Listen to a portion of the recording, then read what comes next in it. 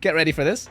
You are working all the time. So many repetitions, so many videos, so many iterations. This is not enough to just talk in front of a mic and then send it off. You know, you have to be thoughtful about these things. I asked my viewers what burning questions they had about VTubing, content creation, and life in general. And they sent me some really good stuff to be answered on stream. Welcome to Marshmallow Mondays, episode 1. From Sojiro, what kind of affordable yet reliable device would you recommend for designing 3D designing? This one, I have two straight answers for you. One of them is Vroid Studio if you plan on designing or making your own 3D VTuber model. It's really good. It's basically like a character designer that you find in a video game. All you do is go in, choose from presets, adjust some sliders. You don't need to know any art.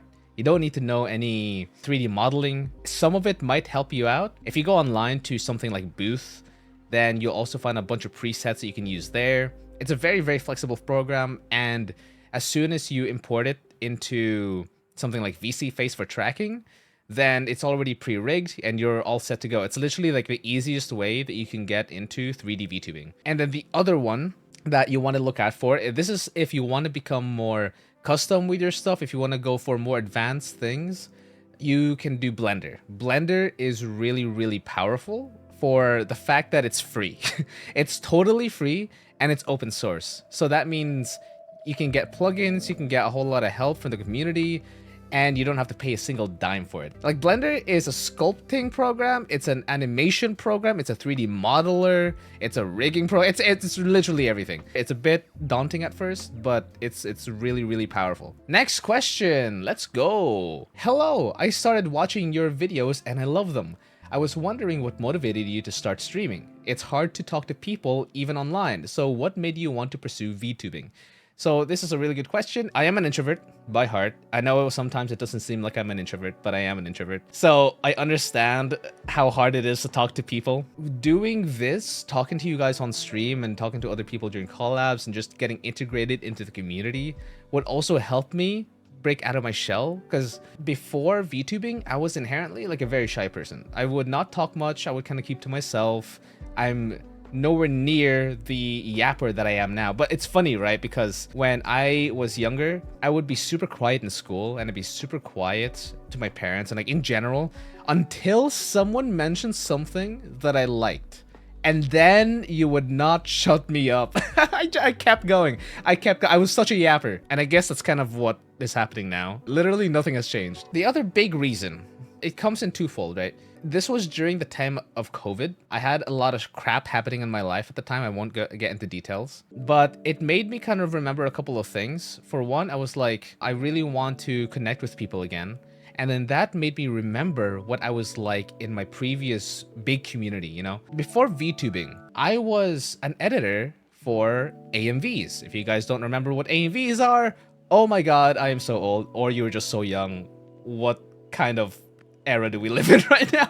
But if you guys do know what ENVs are or don't know, it's anime music videos. I was an editor and I was part of a lot of editing groups and studios, and that's where I met a lot of people and that's where I met a lot of friends. Potentially, like, basically what I still think to this day as one of my best times ever. I wanted to relive that. I wanted to recreate that in some kind of way, and so came VTubing. So when I thought about VTubing, part of me was like, maybe through this, I can find that spark. I can find that thing that I had with my ENV days, with my ENV groups and friends.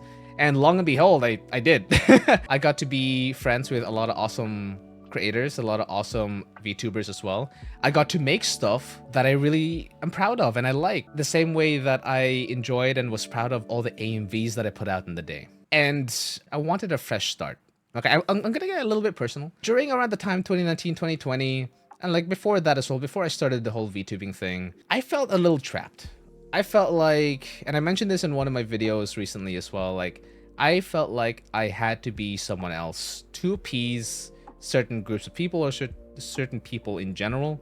And because of that, I felt like I couldn't be me. I wanted to basically be free to explore and do the things that I want to do.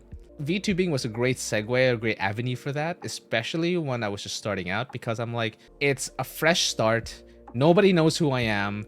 Nobody will know who I am from my current connections, my friends, family, and all that.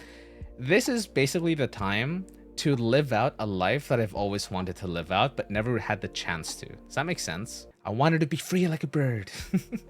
You are one of the people who got me into VTubing, and I want to say thank you so much for it. You're an awesome guy, and every time I get to catch your streams, it always brightens my day. Not a question, but I will always accept praise, and I will always thank anyone who does so. Thank you so much, and no, you're awesome! I'm gonna switch this back right at you, whoever you are. You're awesome. Get Keanu Reeved. What is the most and least fun about being a content creator? This is an interesting one. This is a very good question because it's something that people sort of gloss over, if that makes sense. Because when you think content creator, when you think VTuber, when you think of YouTuber, all these big guys, you're like, oh, that's so much fun. Like the amount of money that you make, the amount of clout that you get, all the people, cool celebrities that you get to collab with, and you get to play games for a living? Damn, that shit's so easy. That is so good. That is something that I would love to do because it's just doing what I like to do and getting paid for it, right? Unfortunately, that's not all of it. That is a lot of what makes it fun, for sure. But the thing that makes it least fun is something that people don't really think about until they actually become these content creators, and even more so when they put in a lot of effort to become these content creators. Get ready for this. You are working all the time. All the time. Literally 24 hours a day. Well, maybe not 24, minus 8 from, you know, actually sleeping, if maybe less than that, actually, because I don't get enough sleep sometimes. But when you're a content creator, especially when you want to grow and you actually want to improve on your stuff and get recognized and quote-unquote blow up, you're always working all the time. You're thinking about what content you're gonna make. You're thinking about the stream you're gonna have. How are you gonna make the content that's gonna be an improved version of your previous content? What kind of content can you make that people actually care about? Because it's not enough to just talk in front of a mic and then send it off. You know, you have to be thoughtful about these things. What do people look for? What do people care about? How are you gonna edit this? How are you gonna package this in a way that actually makes it clickable? So many repetitions, so many videos, so many iterations, just going over and fixing up, touching up thumbnails and looking at what you had previously and then seeing what you can make better out of that. And then on top of that, you have to also study the bigger VTubers, the bigger YouTubers, the bigger content creators. Because look, let's be real here, especially if you're starting out. If you're gonna make something out of nothing, then you're not gonna make much of anything. Does that make sense? The other least fun thing about content creation is that numbers consume your soul. Numbers consume your soul. And you have to keep it a very, very, very intentional thing in your mind to not let it consume your soul, to not let it get to your mental. Because a lot of content creation is mental. It's a lot of mental game. You know, you execute on it, but if your mental goes down the drain, then you won't be able to make good content following that. So you have to kind of look at it more objectively and less subjectively. You know, numbers are not always a reflection of what you are or who you are and what you can do. You have to realize, and you will realize this eventually, if you go down this route, is that you'll have off days and you'll have good days. Most of your content that you put out is likely gonna flop, especially when you're starting out and you don't really know what to do. The things that you put out will fail. But it's important to take that failure as a way to improve and learn from your mistakes. To see and study that video, that thing that you just did, and see what you can make out of it that you can improve upon in the next video, and then the video after that. The more times you do that, the better you'll get at making those videos. YouTube content creation is very much a you have to do it sort of thing to get good at it.